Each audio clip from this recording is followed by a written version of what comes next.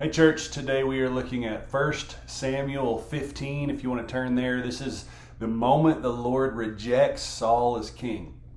First off, why did God command such utter destruction of the Amalekites? Well, you need to know the Amalekites were a band of guerrilla terrorists. They lived by attacking other nations and carrying off their wealth and their families. They were the first, in fact, to attack the Israelites as they entered the Promised Land, and they continued to raid Israelite camps at every opportunity.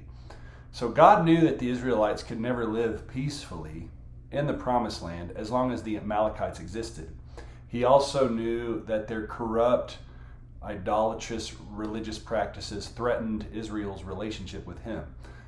The only way to protect the Israelites' bodies and souls was to destroy the people of this warlike nation and all their possessions, including their idols. So here's the problem. Saul and his men, they didn't destroy all the plunder from the battles as God commanded. The law of devoting something, setting it aside entirely for destruction, was well known to the Israelites. Anything under God's ban was to be completely destroyed. See Deuteronomy 20, verse 16 through 18 for more on this. This was set up in order to prevent idolatry from taking hold in Israel, because many of the valuables were also idols. According to Joshua chapter 7, breaking this law was punishable by death. It showed disrespect and it showed disregard for God because it directly violated his command. Listen, when we gloss over sin in order to protect what we have for material gain, we aren't being shrewd. We are being disobedient. Selective obedience is just another form of disobedience.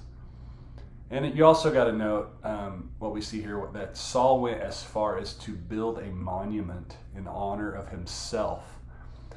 What a contrast that is when we look at Moses or Joshua, who gave all the credit to God.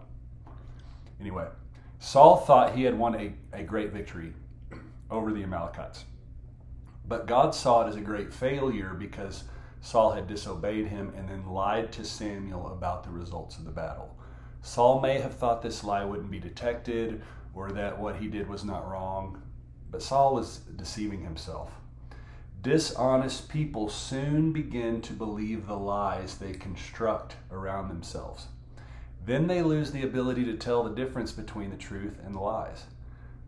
The lesson here is that by believing your own lies, you will deceive yourself. You will alienate yourself from God, and you will lose credibility in all of your relationships. In the long run, honesty wins out. Now look at verse 15. In verse 15, this is the first of numerous places in the Bible where the theme, to obey is better than sacrifice, is stated. Right? It's a theme that comes up in Scripture. You'll see it in Psalm 40. You'll see it in Proverbs 21. You'll see it in Isaiah 1. And there's several other passages. To obey is better than sacrifice. Was Samuel saying that sacrifice is unimportant? No. He was urging Saul to look at his reasons for making the sacrifice rather than the sacrifice itself. A sacrifice was a ritual transaction between a person and God that physically demonstrated a relationship between them. But if the person's heart was not truly repentant, or if he did not truly love God, the sacrifice was in fact just a hollow ritual. Here's the bottom line, friends. Saul's excuses had come to an end. It was the time of God's reckoning.